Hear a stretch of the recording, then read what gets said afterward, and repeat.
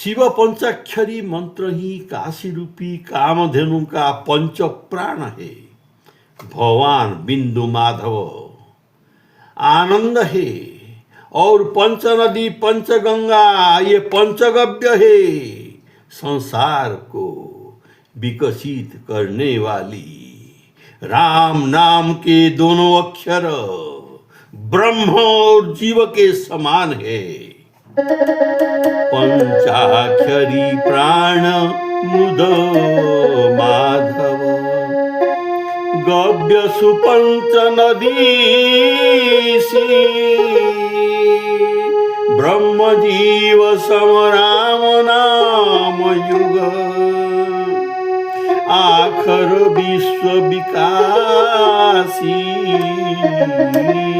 से सहित